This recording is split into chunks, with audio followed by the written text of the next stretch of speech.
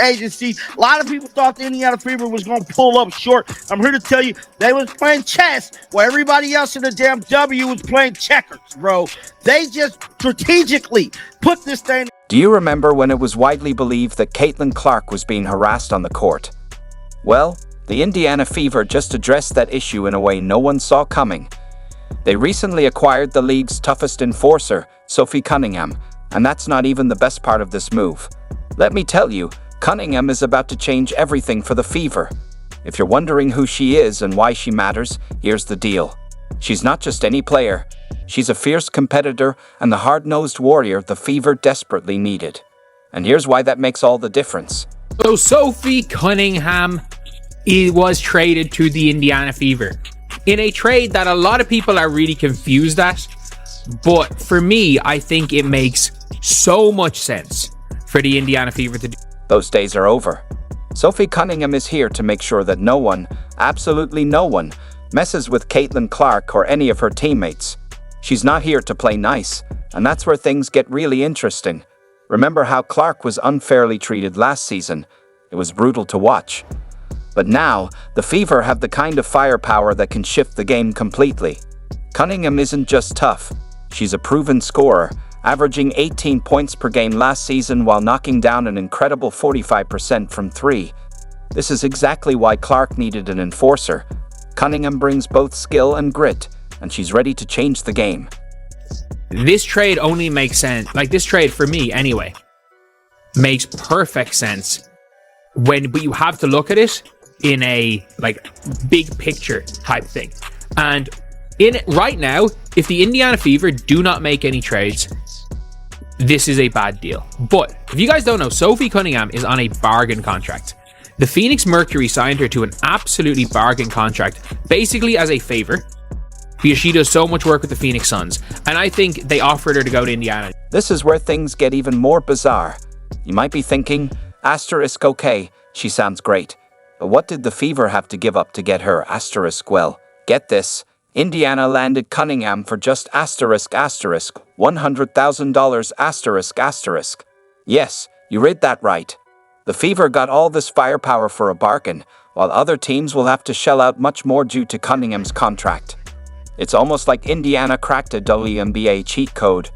And now, the rest of the league is watching in envy. But she is being paid $100K a year. Her salary is basically identical to Nalissa Smith's. She is a much better prospect than Nalissa Smith. And with the fact that they've barely taken on any more salary, they don't have to use it first. Let's take another look at this, because it feels like the Fever just added a secret weapon no one saw coming. Sophie Cunningham isn't just bringing scoring and toughness. She's changing the entire mindset of this team. You've probably heard of players who elevate everyone around them. Well, that's exactly what she does. Not only will she make the Fever better, but she'll also be the enforcer Clark and her teammates need to play their best.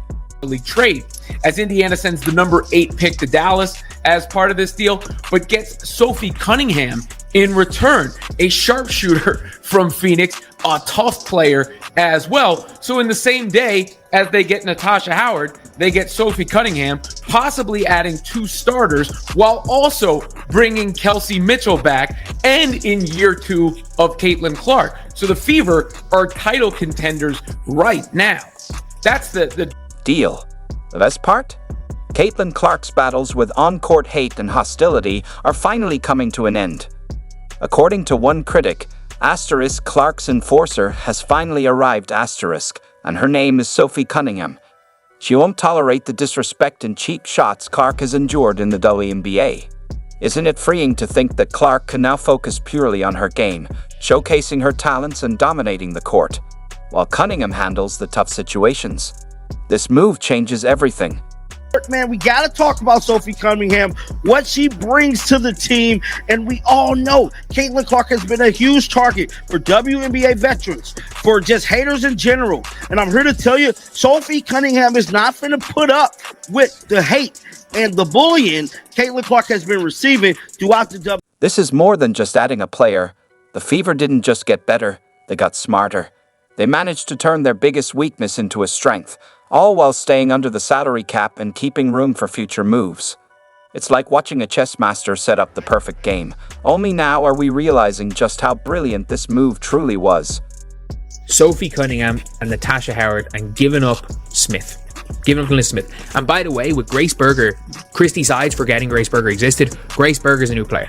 So let's be real.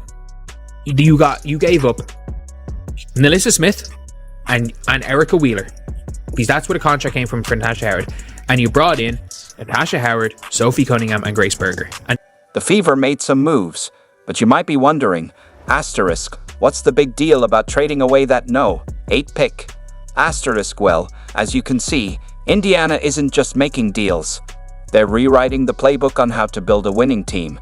And this is where things start to get really interesting. annoying them giving up the 8th pick, yes, but there's a possibility if they are going for added in free agency that they might not be able to afford to keep the 8th pick. Let's look at why that 8th choice isn't worth as much as you might think. First off, how many WNBA number 8 picks have made an instant difference? Not many, isn't it?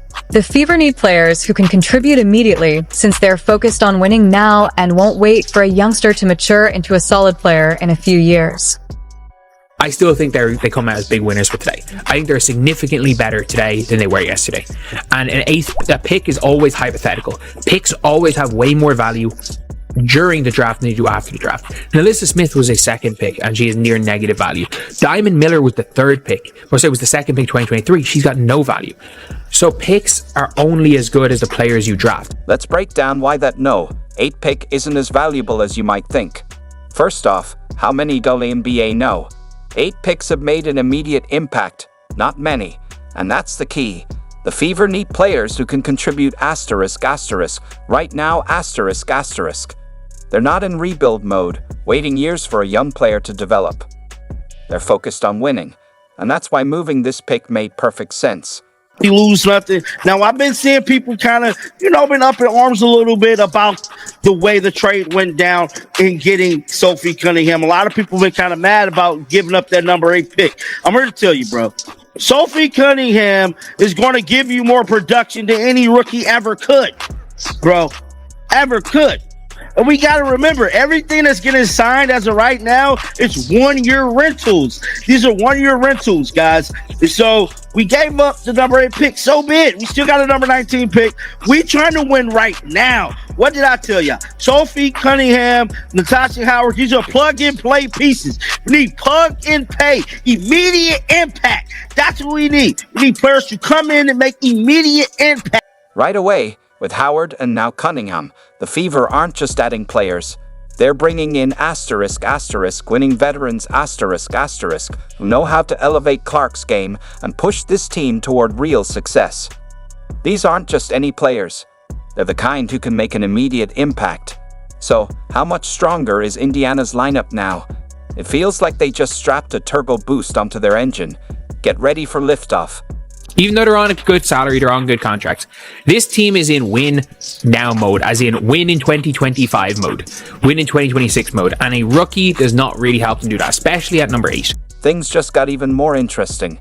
The Fever aren't just focused on 2025, they're building a powerhouse for 2026 and beyond. While other teams are playing checkers, Indiana is out here playing chess. They didn't just upgrade their roster for this season. They're strategically setting themselves up for long-term success. This isn't just a quick fix. It's a master plan in motion. And they probably wouldn't have been able to if you just bring in an extra 100K in Sophie Cunningham. You've only got a minimum contract player. So basically, with the 8th pick there, if you want to sign this near max player and you want to keep Grace Berger, you can't. Simply put, with the way the salaries work, you have to make a choice. Is the 8th pick in this year's draft worth more than Grace Berger? And I want you guys to ask that. Is the 8th pick in this year's draft worth more than Grace? And my answer is... What about Melissa Smith? You might be wondering, wasn't she supposed to be the future of the franchise? Sometimes, knowing when to move on to bigger and better things is necessary. Smith was a former 2 pick, but let's be honest, her value wasn't exactly skyrocketing. In the end, the Fever got the boost they needed to take the next step forward. It's a choice that had to be made, realistically.